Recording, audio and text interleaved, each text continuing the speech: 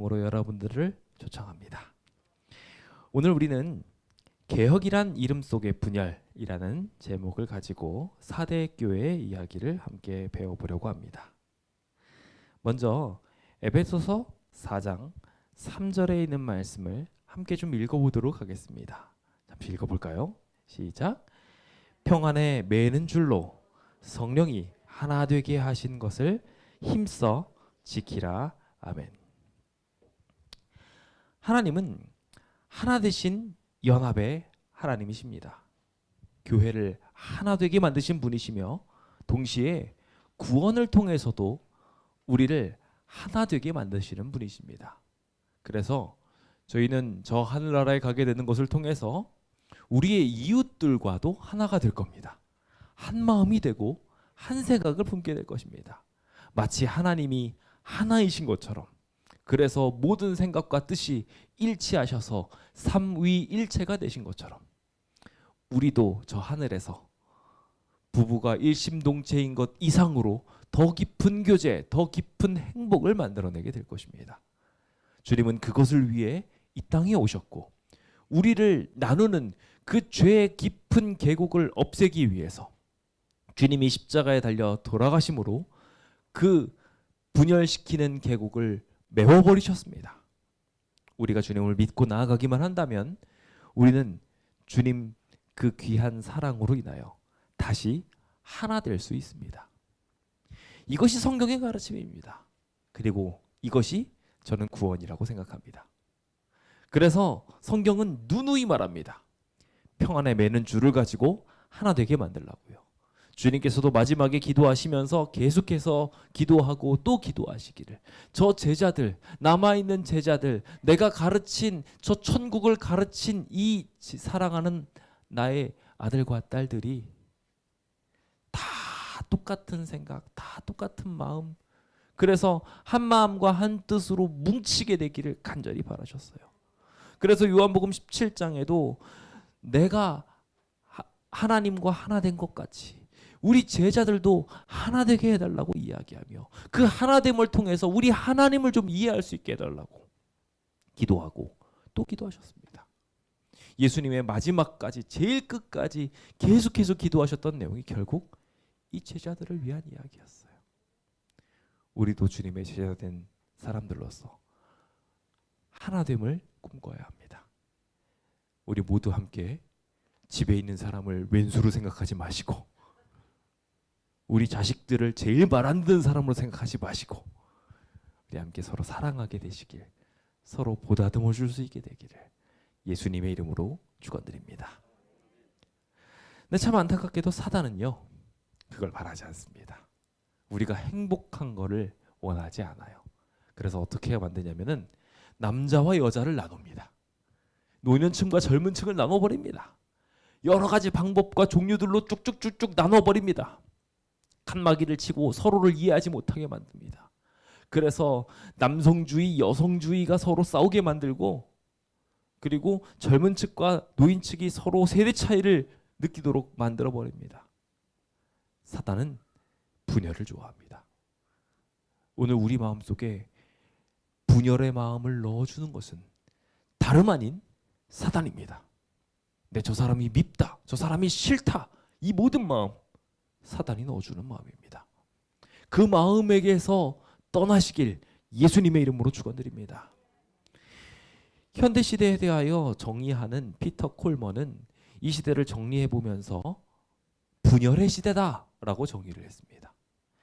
이 시대는 각종 지역 갈등, 세대 갈등, 젠더 갈등, 각종 차이들을 계속 만들어내면서 서로 분열하고 있다는 거예요. 그리고 그 이념적 차이들을 자꾸 양산해내서 전쟁을 일으키고 결국 어떻게 해버렸어요? 이제는 병까지, 코로나 이야기까지 꺼내가면서 서로의 관계까지 떨어뜨려 놨어요. 그래서 이제는 정신적인 사상에서 떨어져 있게 지내는 것에서 넘어서서 병에 안 걸리려면 떨어져서 지내, 이렇게까지 만드는 시대가 됐다고 평론을 하기도 했습니다. 정말로 사단은 갖은 방법을 다 써서라도 다 흩어놓으려고 합니다. 오늘 우리는 사대교회에 대해서 함께 배우게 될 텐데요. 이 사대교회는 안타깝게도 분열의 시대였습니다. 개혁의 시대이기도 했지만 동시에 분열의 시대였던 이 사대교회는 어떤 특징을 가지고 있었을까요?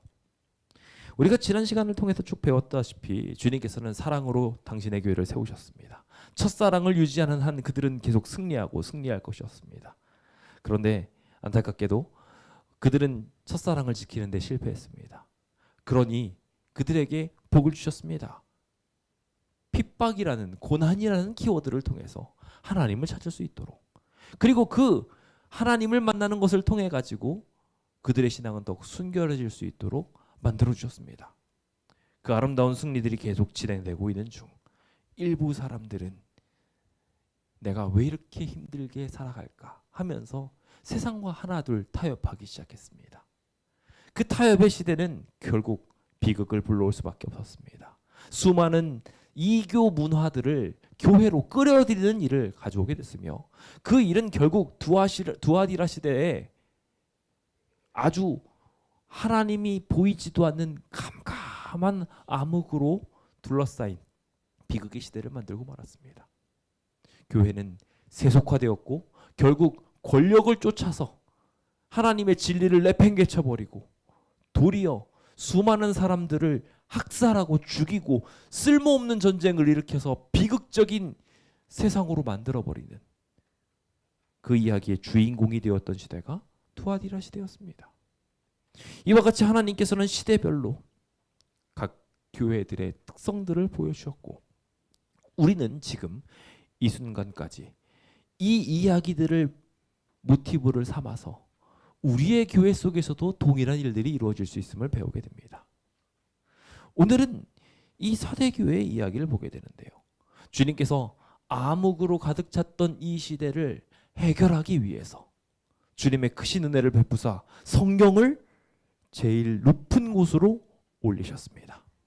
두 증인이 되었던 구약과 신약을 주님께서 이용하셔서 하나님의 말씀이 살아있도록 하셨고 그 하나님의 말씀을 중심으로 살았던 이들이 결국 끝끝내 승리할 수 있도록 인도하여 주셨습니다.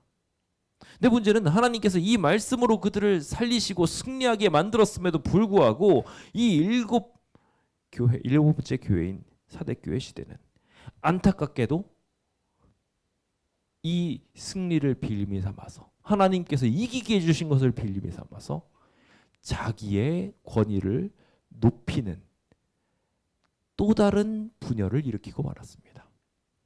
또 다른 권력욕을 발휘했던 이 교회 시대는 결국 분열을 만든 시대가 되었습니다. 실제로 이 사대교회, 리디아 왕국의 수도였던 이 사대는 두아디라 남쪽에 위치했었는데요. 이 도시는 말 그대로 부귀하고 호화로운 도시의 대명사가 되었습니다. 살아남은 자라는 뜻이었던 이 사대라는 동네는 로마의 도로의 핵심 지방에 있었고 망대처럼 높은 위치에 있었습니다. 저 교회도 저 건물도 아무도 부술 수 없어 라고 생각했던 곳 중에 하나가 사대라는 도시였고 사대교회의 위치였습니다.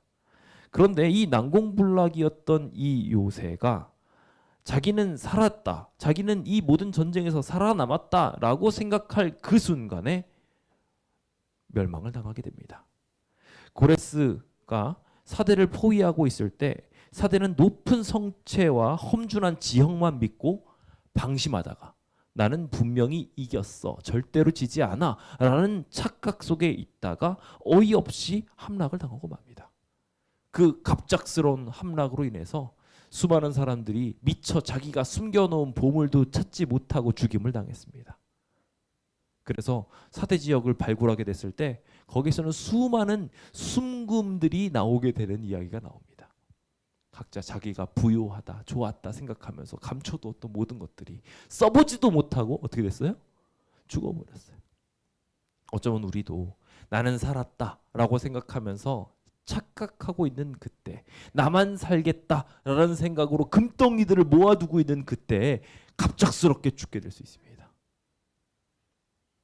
그래서 유언장도 제대로 못 써가지고 우리의 가족들한테 유산도 제대로 못 나눠주고 사랑도 제대로 못 실천하고 그렇게 허망한 죽음을 맞이할 수도 있습니다. 오늘 우리의 삶 속에 기회가 주어졌을 때 나만 살겠다는 분열이 아니라 함께 살겠다는 연합이 있게 되기를 예수님의 이름으로 축원드립니다. 그럼 그 이야기들을 함께 좀 보면서 우리 함께 권태, 핍박, 타협, 권력 다음에 등장하는 이 분열이라는 키워드에 대해서 함께 살펴보도록 하겠습니다. 이 사대교회는 종교 개혁의 시대였습니다. 암흑으로 깜깜해졌던 시대에 대해서 우리 지난 시간 배웠습니다. 이교 문화권에 있었던 모든 이야기들을 고대 카톨릭이 자기 마음대로 교회를 바꿔버렸습니다.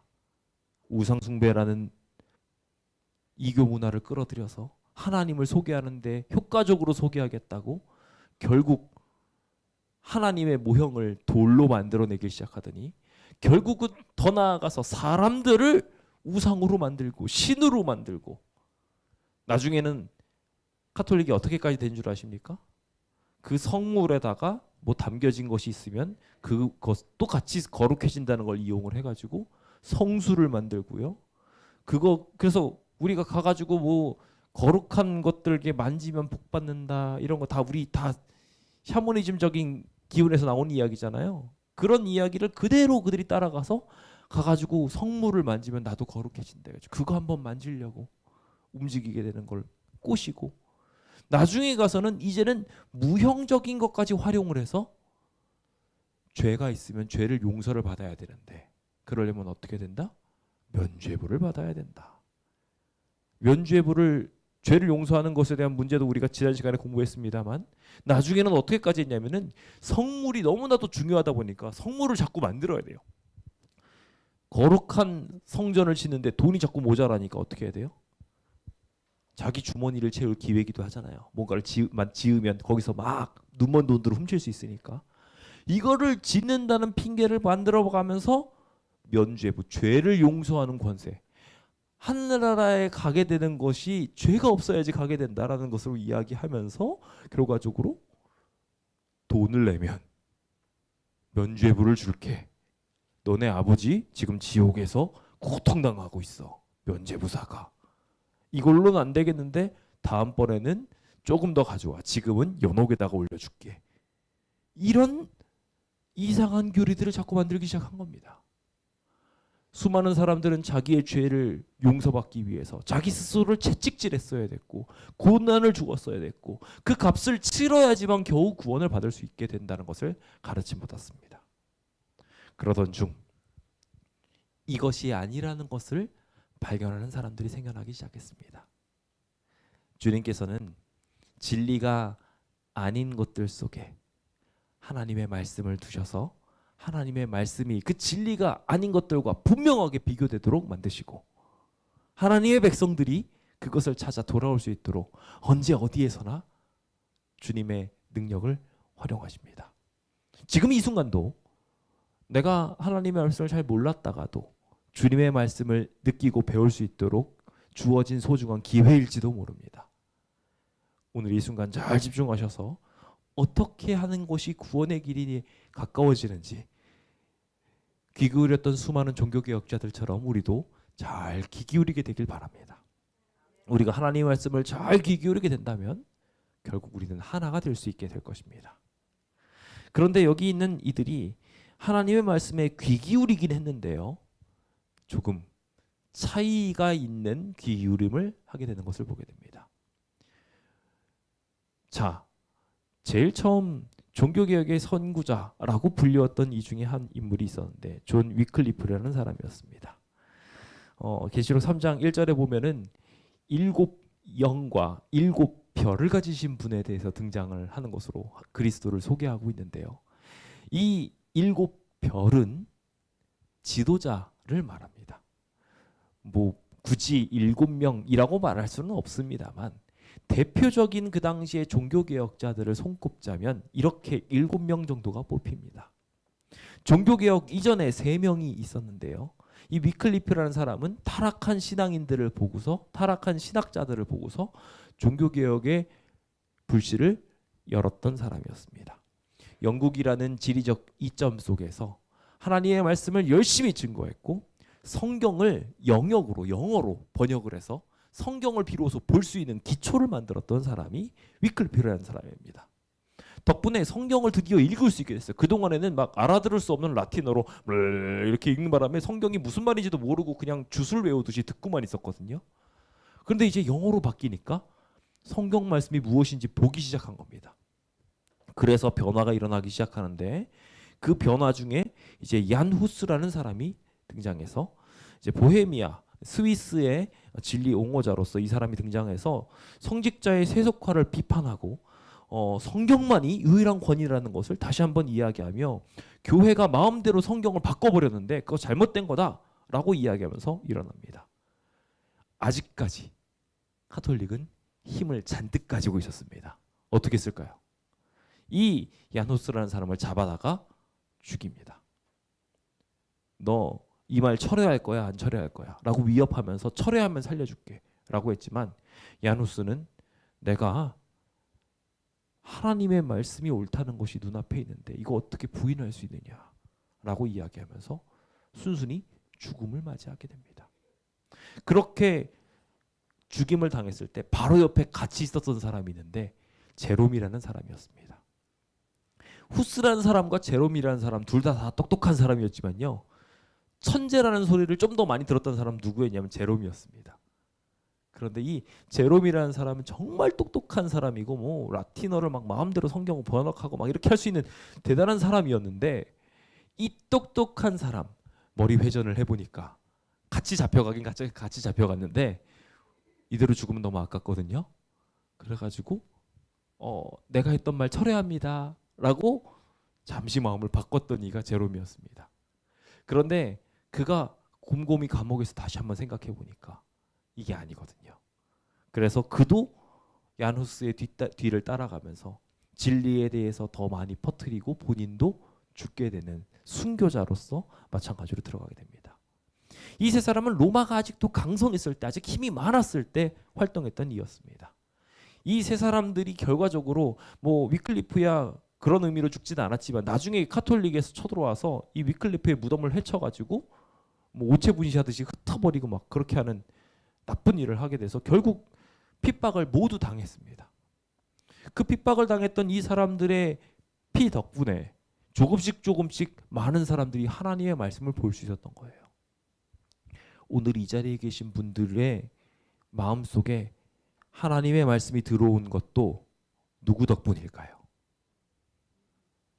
물론 하나님 덕분입니다만 더 나아가서 누군가 우리를 위해서 말씀을 전하기 위해 순교했던 사람들 때문에 우리가 지금 이 사실을 알고 있는 거예요. 이 조선에 처음 하나님의 말씀을 들여왔던 사람들, 그들은 다 순교자가 되었습니다. 목숨을 걸고 이곳에 와서 하나님의 말씀을 증거했고 그것 덕분에 오늘 우리가 이렇게 말씀을 볼 수 있는 거예요. 지금 우리가 이 말씀 하나 보는 데 있어서 정말 많은 노력과 헌신들이 있었다는 것을 꼭 기억하게 되시길 예수님의 이름으로 축원드립니다. 그런데 이 큰 헌신들을 받으면서 이제 분위기가 좀 갖춰진 상태에서 마르틴 루터라는 사람이 딱 서게 됩니다. 많이 들어보셨죠? 95개조 방방문을 딱 가지고 와가지고 빵빵빵 박아놓고 이 95개의 잘못된 부분이 카톨릭이 잘못한 거야 라고 이야기하면서 붙여놓은 겁니다. 그 반박문의 내용을 보고 발칵 뒤집어졌어요. 그런데 이미 분위기가 종교개혁 쪽으로 이 세 사람의 죽음으로 인해서 많이 넘어오게 됩니다. 그래서 이 루터를 살리기 위해서 수많은 사람들이 도와주게 되지요. 루터는 독일에서 이 개혁을 일으키게 되면서 굉장한 힘을 발휘하게 되고 정치인들부터 시작해서 수많은 사람들이 하나님의 말씀으로 다시 돌아오게 되는, 그래서 가장 많이 외쳤던 이야기, 의인은 뭘로 살리라? 믿음으로 말미암아 살리라.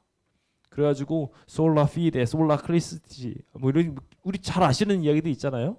그래서 오직 믿음, 오직 예수 막 이러면서 우리가 기독교의 주요 구호처럼 외치는 이런 것들을 자연스럽게 정착시킨 사람이 바로 이 마틴 루터였습니다. 자, 이 루터가 이렇게 개혁을 일으키게 됐을 때 루터만 개혁을 일으켰을까요? 아닙니다. 성경을 보고 또 깨달은 사람들이 있었어요. 스위스의 종교개혁자였던 츠빙글리라는 사람도 마찬가지로 이 사실을 보고서 깨닫게 됩니다. 성경 말씀을 보고 성경의 올바른 것을 발견하게 되었을 때 그것을 가지고 성경 말씀 그대로 살겠다고 하는 것은 기본적으로 신앙인이라면 해야 되는 일입니다. 성경을 잘못 가르치는 걸 발견했을 때 성경을 제대로 배우고 성경 말씀대로 살려고 하는 것이 오늘 우리가 가져야 되는 기본적인 마음가짐인 것입니다. 그래서 이 츠빙글리도 이 사실을 발견하고 인문주의적 경향 속에서 조금 차이가 있기는 했지만 마르틴 루터랑은 또 다른 개혁을 일으키게 됩니다. 그래서 이제 성찬론에 관련해 가지고 이렇게 특별한 개혁 의논들을 가지고 성찬 예식이나 그 밖에 개혁 운동에 대해서 이런 많은 일들을 하게 됩니다. 츠빙글리가 이렇게 한참 개혁을 하다가 카톨릭군과 싸우다가 금방 전사해서 죽게 됩니다. 그런데 이 츠빙글리가 남긴 아주 중요한 한 가지 일이 있었습니다. 뭐냐면요. 츠빙글리는 스위스에 있었고 마르틴 루터는 독일에 있었습니다. 멀어요, 가까워요? 약간은 멀지만 그렇게 멀지는 않습니다. 지도로 보시면요, 스위스랑 여기는 그렇게 멀지 않아요, 독일은. 그러다 보니까 만날 수 있는 기회가 생겼어요. 뭐 물론 거리가 어느 정도 되지만, 그런데 이 츠빙글레가 만나게 되었을 때 그때 서로가 발견했던 하나님을 딱 보고서 그렇구나 하고 둘이 만난 그 성경 속에 있는 하나님을 일치하게 만들었다면 상대방이 깨달은 것을 존중하고 이 사람이 깨달은 걸 서로 존중해 주면서 서로 무엇이 올바른가 하고 성경적인 토론을 했다면 문제가 없었을 텐데 감정적으로 이견을 보이게 된 거예요. 왜 너는 나 틀렸다고 하냐? 라고 이야기하면서 서로 싸우게 된 거예요. 이 츠빙글리는 그렇게 오래 살지도 않았으면서 루터랑 이 일을 일으킵니다. 그리고 이게 이 시대의 특징이 돼버려요. 하나님의 말씀이 있으면 성경은 하나입니까, 두 개입니까? 다시 한번 물어봅니다. 성경은 하나입니까, 두 개입니까? 하나님 믿는 하나님도 하나님 한 분이십니까, 두 분이십니까? 한 분이세요. 한 분 하나님을 우리가 따라가고 있고 한 성경을 보고 있는데 왜 내용이 달라요? 이거는 번지수가 잘못돼도 한참 잘못된 거잖아요.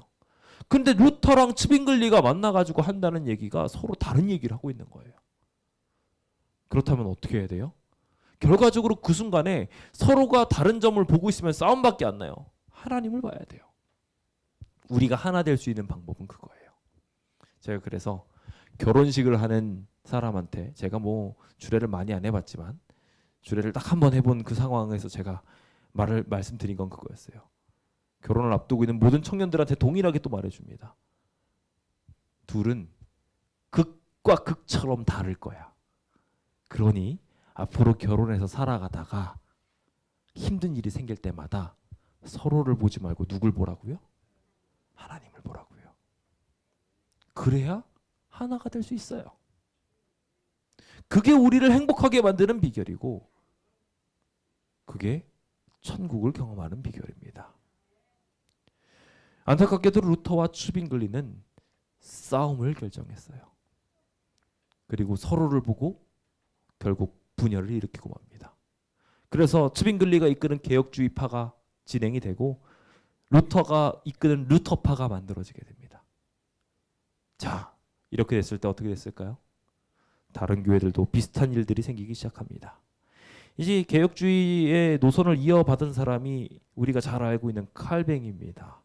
이 칼뱅이 스위스에서 마찬가지로 종교개혁을 일으키면서 신정정치적 이야기들을 이끌어가고 많은 활동을 하게 됩니다. 마틴 루터랑 무려 26살이나 나이가 차이가 나요.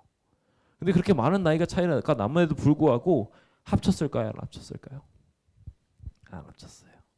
그냥 자기는 자기 노선대로 그냥 달려가는 것입니다. 그래서 결국 이 개혁주의 신앙을 따로 만들게 됩니다. 시간이 또 한참 지나고 난 뒤에도 연합하는 일이 생겼으면 좋겠는데 됐을까요? 안 됐을까요? 안 됐어요. 감리교 운동을 시작해가지고 감리교 현지의 감리교를 이끌어가는 사람, 뭐 칼뱅은 우리가 알고 있는 것처럼 장로교의 기본적인 틀을 만든 사람 중에 하나죠. 지금 왜 감리교는 따로 있고 장로교는 따로 있고 순복음교회는 왜 따로 있냐고요. 그 따로 있는 이유가 바로 이때예요. 하나님은 하나 되게 하기를 바랬고 당신의 제자들을 어떻게든지 연결시키고자 꿈꿨는데 이 개혁을 일으킨다는 이름으로 다 갈기갈기 찢어진 겁니다. 그래서 이 웨슬레도 자기가 떠올린 것, 자기가 익힌 것만 생각하고 새로운 교단을 만드니 감리교회가 만들어지게 된 것입니다. 지금에 와서는 어떻습니까? 지금에 와서는 심지어 장로교 내부에서도 파가 여러 개가 나뉘고요. 각종 종교파마다 여러 개가 나뉘어져서 난립을 하고 있어요. 주님은 하나이신데 한 마음과 한 뜻으로 연결하게 하고자 하시는데 속상하게도 계속 나눠진 것입니다. 집에 들어갔는데 아이가 집에 방에서 나오지를 않아요. 밥 먹어! 라고 이야기해도 엄마 보기 싫어! 안 나와요. 행복하십니까? 나는 이제 집 나가서 혼자 살래. 대못 박히는 경험일 겁니다. 그렇죠? 결국 지금 이 상황이 된 겁니다. 정말 신기하게도 그 전까지 상당히 많은 칭찬들이 존재하는데요. 이 시대는 하나님의 말씀이 회복된 시대니까 칭찬이 많이 나와야 되잖아요. 근데 생각보다 여기 칭찬이 많이 안 나와요. 왜 그럴까요? 하나님이 제일 싫어하는 일이 생겼거든요. 분열이 일어난 거였어요. 하나님이 가장 싫어하는 것은요. 오류로 인해서 하나님과 떨어져 나가는 것도 싫어하시지만 그것도 분열이니까요. 근데 더 싫어하는 게 있다면 우리끼리도 편나누고 찢어져서 서로 막 이갈고 싸우는 거예요. 우리한테 좋은 거 주시는 이유가 뭘까요? 그거 가지고 서로 나눠서 행복하라고 주는 거예요. 근데 제가 저희 예쁜 아이들한테 뭐 맛있는 걸 사줬어요. 근데 그거 사주자마자 애들이 서로 막 치고받고 싸워요. 그러면 제가 얘네들한테 주겠어요? 안 주겠어요? 안 줍니다. 당연한 얘기잖아요. 하나님이 바라시는 것이 무엇인지 명확하게 알게 되시길 예수님의 이름으로 축원드립니다. 주님은 그래서 이 7별을 지도하시기 위해서 7 영을 부리신다고 기록하고 있습니다. 주님께서는 이 모든 이들을 하나하나 주님의 성령으로 연결하고자 하셨던 것입니다. 오늘 우리 마음속에도 성령 하나님께서는 계속해서 말씀하십니다. 그래서 우리의 삶을 변화시켜 주시려고 하십니다. 함께 그 성령의 음성에 귀 기울이셔서 내 기분대로 내 마음대로 내가 화나는 대로 그렇게 말하지 마시고 우리의 삶을 좀 하나님의 뜻에 맞게 연합하고 사랑하는 모습으로 만들어 가시길 예수님의 이름으로 축원드립니다. 자, 이제 2절부터 승정 1절 중반부터 시작하는 2절의 내용을 좀 보겠습니다. 3장 1절부터 나오는 초반에 하나님의 묘사 이후에 바로 그들의 모습을 보면서 바로 그들은 손가락질을 당하게 됩니다. 왜 그런가 좀 볼까요? 자, 여기 이 사대교의 이름 뜻이 뭐라고요? 살았다라는 뜻이에요. 살아있다라는 뜻이에요. 그런데 살았다라는 이름을 가졌지만 그들이 하는 행동은 뭐예요? 죽었어요. 종교개혁. 자, 이건 무슨 이름이에요? 지금 말 그대로 죽은 종교 암흑기에서 종교개혁, 살았다라는 이름을 가진 거예요. 딱 이 시대와 똑같죠?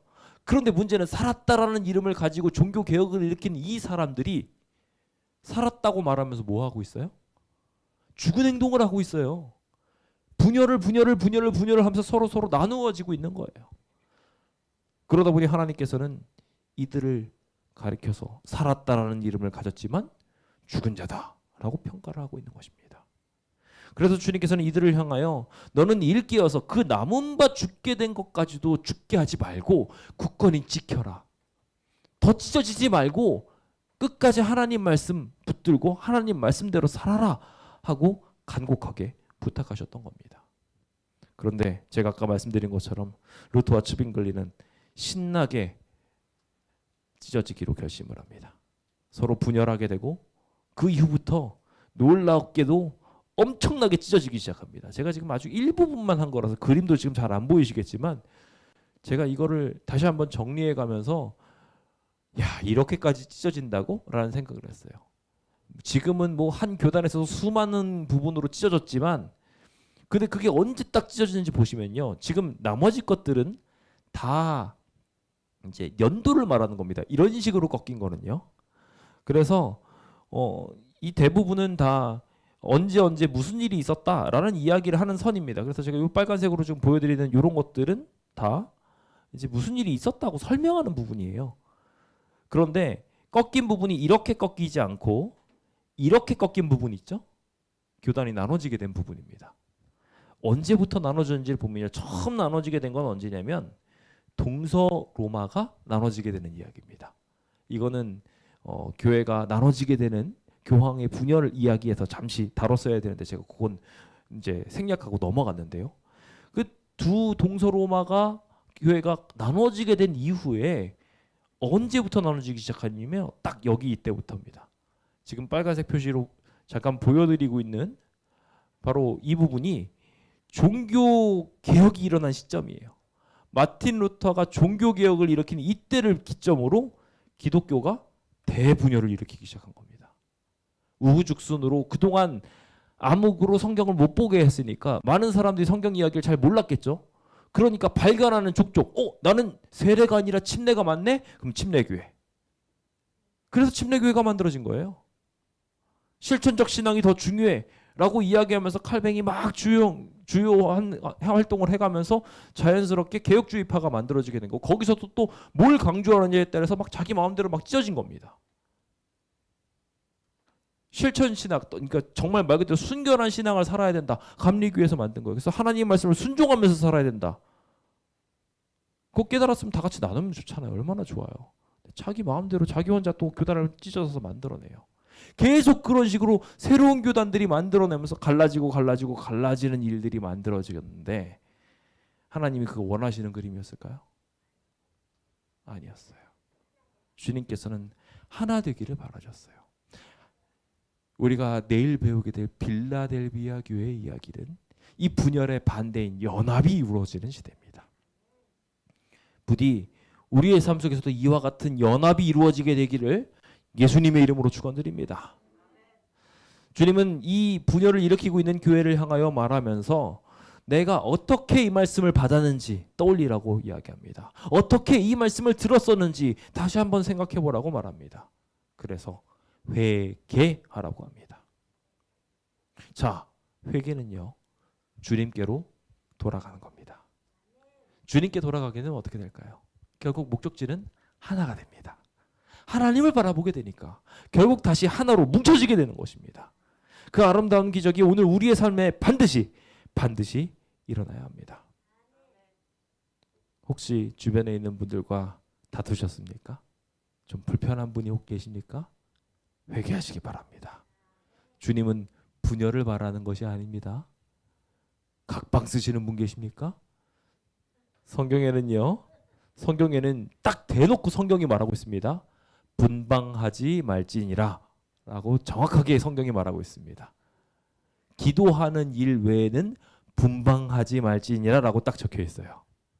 그러니까 물론 너무 코골기가 심해가지고 내 사랑하는 아내를 위해서는 사랑하는 아내가 잠드는 것만 보고 난 다음에 난 딴 데 가서 자야지 하시는 분들은 뭐 그건 사랑의 연원으로 생겨난 거니까. 근데 그것도 너무 길어지잖아요. 소원해집니다. 그럼 될까요, 안 될까요? 분방하시는 분들이 많으신가 보네. 대답을 안 하셔. 하나 되시기 바랍니다. 우리 사랑과 사랑으로 하나 되게 하는 것이 하나님의 목적이십니다. 오늘 우리의 삶에 주님께서 회개하라 하셨음을 기억하십시오. 주님께로 돌아가는 겁니다. 하나님께로 돌아가는 겁니다. 하나님을 바라보게 되면 결과적으로 우리는 다시 하나 되게 돼요. 내 부족한 점 인정하고 상대의 부족한 점 눈 감아주고 그렇게 하면서 서로 하나 되는 것입니다. 오늘 우리의 삶이 이와 같이 연합의 길로 들어가게 되기를 예수님의 이름으로 간곡히 요청드립니다.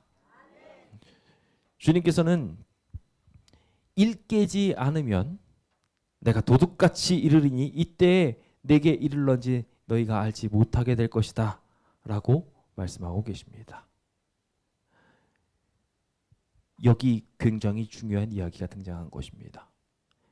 만약에 우리가 연합해야 된다는 사실에 대해서 눈을 뜨지 못하면, 뭐에 눈 뜨지 못하면? 연합해야 된다는 사실에 대해서 눈 뜨지 못하면 주님께서 오시는데 도둑같이 이르는 것처럼 느껴진다는 거예요. 물론 주님께서 도둑같이 정하지 않은 때 오신다고 분명히 말씀하셨지만 여기서 도둑같이 임한다는 느낌은 그들이 지금 눈 감아버렸기 때문에 생겨난 현상이에요. 그들이 하나님의 연합과 사랑의 관계에 눈 감아버렸어요. 그러다 보니까 그들은 너무나도 자연스럽게 예수님의 사랑의 권면을 듣지 못하는 귀가 됐어요. 이제 우리 다음 시간에 공부하게 되지만 빌라델비아 교회 시대에 주님의 연합하려고 당신의 사랑하는 교회들을 부르십니다. 그런데 일깨지 않았어요. 회개하지 않았어요. 연합의 필요성을 망각해버렸어요. 각자 분방해서 사는 게 너무 좋아요. 그래서 이 초청을 거절하게 되니까 주님이 오시는 기별에 대하여 거절해버리게 되어버리는 것을 보게 됩니다. 어쩌면 우리의 삶 속에서도 그런 일들이 계속 생길 수 있어요. 하나님께서는 계속 결국 주님의 말씀으로 초청하세요. 하나님의 말씀으로 초청하세요. 이 말씀으로 들어와서 살라고 말씀하셔요. 그런데 여전히 뭐가 더 중요한 게 있어요? 내 생각, 내 전통, 내가 그동안 사랑했던 사람들 거기 쫓아가느라고 하나님의 말씀을 거절한다면 우리는 결국 주님께서 오시는 순간에 주님이 오시는 줄도 모르고 주님이 오실 준비 제대로 갖추지 못한 채 우리는 결국 멸망을 맞이할 수밖에 없게 될 것입니다. 부디 이 자리에 계신 모든 성도님들에게 하나님의 은총이 자리 잡게 되길 예수님의 이름으로 축원드립니다. 주님은요 지금 이 순간에도 성도들을 구원하기 위해서 아주 다양한 구원의 메시지들을 준비하고 계셨어요. 다니엘서 7장에 보면은요 이 세력들이 성도들을 괴롭히고 무너뜨릴 것에 대해서 이미 예언해 두셨었어요. 우리 지난 시간에 배웠죠. 그들은 성도들을 괴롭히고 때와 법을 고치고 결국 그것을 통해 가지고 하나님의 백성들이 암흑의 시간을 보내게 될 것에 대해서 알려주셨어요. 그런데 여기 이들이 언제까지 그 일이 일어날지에 대해서 미리 들었다는 사실 알고 계십니까? 여기 분명하게 다니엘서 7장 25절은요. 성도들이 그들의 손에 붙임바 되어서 한때 두때 반때를 지낼 것이라고 말하셨어요. 이것은 한때는 1년이거든요. 그렇다면 3년 반이에요. 1년에서 당시의 계산법으로는 1년이 360일이었기 때문에 그러면 1년 360일인 계산으로 계산을 하면 3년 반이면은 1260일이 됩니다. 비슷하게 동시에 똑같은 이야기를 계속해서 여기저기에서 반복하시면서 42달에 대한 예언도 계속 나오게 되는데요. 요한계시록과 다니엘서에 반복적으로 1260일, 한때 두때 반때, 42달 이런 내용으로 계속 바꿔가면서 똑같은 예언 기간을 반복해서 강조하십니다. 왜 강조하셨을까요? 우리가 핍박받고 고난당하는 시간들을 주님께서 기억하고 헤아리신다는 것을 알려주시기 위해서였어요. 실제로 주님께서 이 모든 일들을 예언 해석 법칙에 따라서 1일을 1년으로 쳐서 1260년 동안 이 역사가 일어나도록 하십니다. 그들은 실제로 모든 사람들을 고통 주는 가운데 1260년이라는 긴 시간 동안 이 백성들의 말씀을 짓밟고 암흑 가운데 살도록 만들었어요. 근데 그 가운데 하나님께서는 한때와 두때와 반때 동안에 아주 중요한 목적 하나를 가지고 계셨다고 말하고 있습니다. 뭐냐면요. 양육이었어요. 큰 독수리가 그 두 날개를 가지고 이 백성들을 받아다가 양육시켰다고 말하고 있어요. 도대체 무슨 양육을 한 걸까요? 히브리서 11장에 보면은요. 이 백성들은 주님의 말씀을 쫓아가려다가 핍박당한 이야기가 나와 있어요. 실제로 핍박당했고요. 그들은 먼 곳으로 도망가서 산골로 들어가서 힘겹게 살 수밖에 없었어요. 그런데 성경에서는 양육받았다고 말하고 있어요. 어떻게 된 걸까요? 자, 여기 보시면은요. 양육 첫 번째 이야기입니다. 도대체 뭘 양육받았는지 다니엘서 12장 7절에 보시면은요. 반드시 한때, 두때, 반때가 지나서 성도의 권세가 어떻게 되기까지? 다 깨질 때까지. 성경에 이런 말씀이 있는 거 아시죠? 우리가 그리스도 반석 아래에 가서 깨지는 역사를 경험해야 된다고요.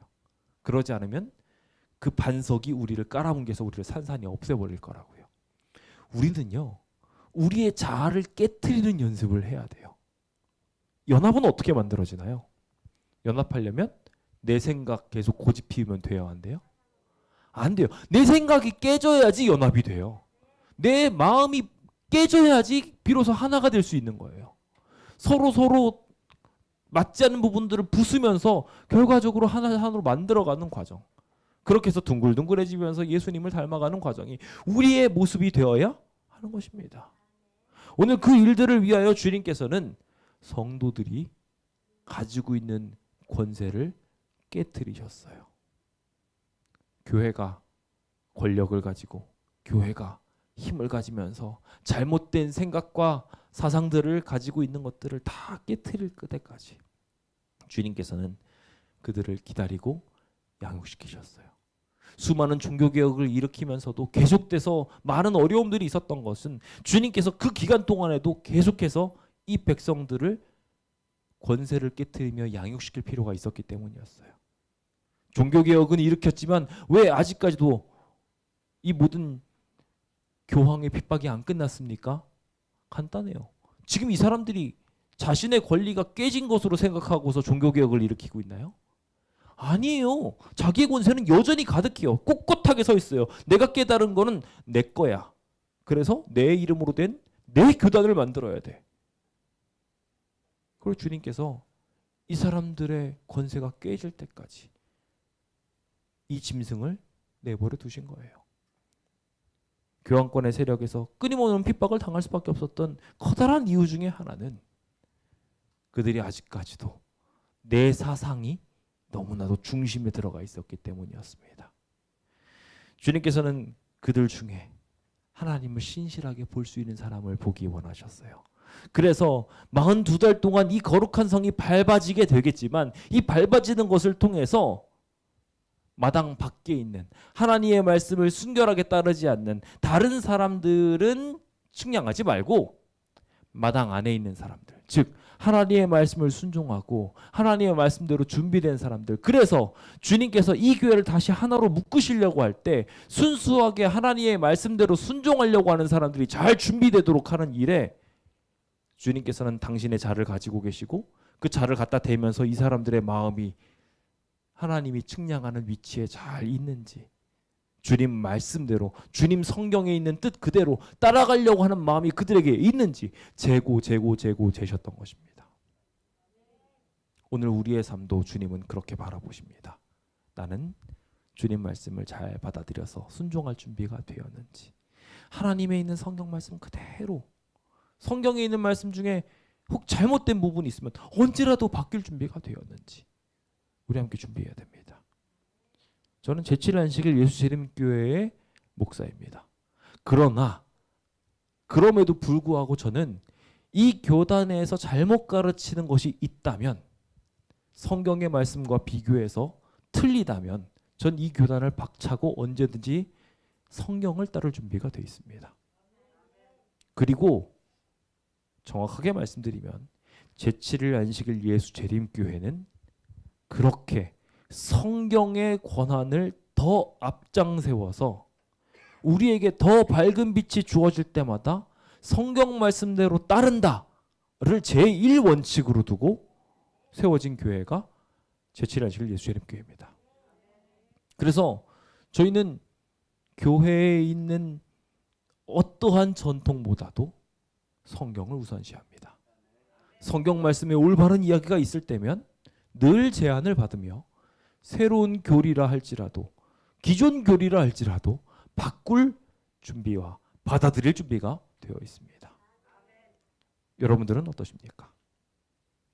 암흑의 목사님이 말씀하셨으니까, 암흑의 장로님이 이렇게 가르치셨으니까 그게 진리야 라고 이야기하면서 성경보다 그들의 권위를 더 위에다 두고 있지는 않습니까?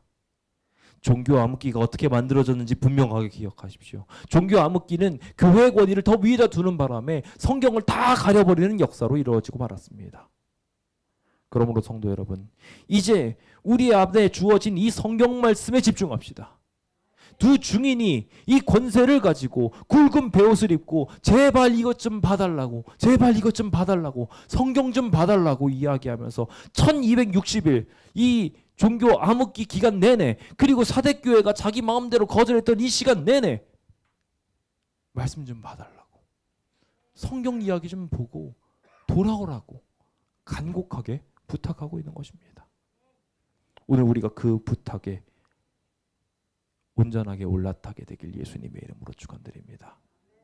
주님은 이 개혁이 한창 이루어지고 있는 중에도 활동하셨습니다. 증언의 말씀들을 왈덴스에서 보관하셨고, 더 나아가서 종교 개혁자들의 손을 타고 지나다니면서 조금씩이라도 새로운 빛을 발견할 수 있도록 만들어 주셨습니다. 그들이 계속된 핍박을 받게 될 것을 생각해서 주님께서는 여기 계시록 12장에 아예 예언을 놓으셨어요. 뱀이, 사단이 그 입으로 물을 강같이 토해내서, 이 물이나 이런 강 같은 것들은 백성들을 말하거든요. 그래서 큰 바다, 그러면 바다에서 큰 민족들에서 나왔다는 소리거든요. 물을 강같이 토해내가지고 군대들을 엄청나게 파견해가지고 이 백성들을 군대로 말미암아 죽게 만들려고 했어요. 이 여자의 하나님의 신부를 죽이려고 했다는 거예요. 근데 그렇게 죽이려고 하는 그 순간에 땅이 입을 딱 벌려가지고 그 물을 다 먹어버립니다. 성경의 그 역사가 그대로 이루어지게 돼서 새로운 땅, 새로운 대륙이 발견되게 됩니다. 아메리카 대륙이었어요. 그래서 메이플라워를 타고서 그들이 가가지고 새로운 청교도 혁명을 일으키며 그곳에서 하나님 말씀대로, 하나님 뜻대로 살겠다고 나라가 세워진 그게 미국이었습니다. 그 배경 속에서 수많은 사람들의 종교개혁이 좀 더 가깝게, 하나님의 뜻에 가깝게 만들어지기 시작했으며 새로운 일곱교회 시대를 향하여 가게 되었던 것입니다. 이제 우리의 교회도 그와 같은 모습이 되어야 할 것입니다. 주님은 우리를 불러서 하나님의 뜻대로, 하나님의 말씀대로 우리 스스로가 깨어져서 하나 되기를 바라고 계십니다. 우리가 주님의 뜻대로 가게 된다면 주님은 우리에게 구원의 상징인 흰 옷을 베풀어 주시겠다고 약속하고 계십니다. 우리 모두 주님의 말씀에 부합한 합당한 사람 되기로 결심합시다. 그 생명책에 우리의 이름을 기록하시겠다고 하셨는데 그 이름이 절대로 지워지지 않게 되기를 예수님의 이름으로 축원드립니다. 더 나아가서 마지막으로 하나님께서 하나님 앞에서와 그리고 천사들 앞에서 우리의 이름을 딱 보고 저 사람은 내 백성이야 라고 시인해 주시겠다고 약속하셨습니다. 주님과 연합함으로, 주님과 하나됨으로 이 흰 옷을 입으시고 생명책에 이름이 기록되시며 온 우주 앞에서 하나님의 백성임을 인정받게 되시길 예수님의 이름으로 축원드립니다. 우리가 다 함께 이 자리에 들어가서 그 흰 옷을 입고 어린 양의 찬양, 아름다운 찬양 함께 부르며 모두 함께 연합하는 그 아름다운 일을 꿈꾸게 되었으면 좋겠습니다. 그 일을 지금부터 시작하시기 위해서는요, 집에 가셔서 당장 왼수 같은 분들을 볼 때마다 사랑한다, 사랑한다, 우리 예수님께서도 이 사람을 사랑하셨다 떠올리시기 바랍니다. 분열하지 마시고 사랑의 연합을 하시는 모든 성도님들 되시길 바라면서 오늘 모든 말씀을 마칩니다. 기도하겠습니다. 주여, 오늘 우리에게 분열이 아닌 연합을 허락하여 주심에 감사드립니다. 서로 미워하기보다 사랑할 수 있도록 허락하여 주셔서 우리가 가진 이 깊은 오해들이 이해를 통하여 화합하고 하나 될 수 있도록 인도하여 주시옵소서. 우리를 진리로 거룩하게 하옵소서. 아버지의 말씀은 진리이다. 진리를 주신 예수님 이름 받들어 기도드립니다. 아멘.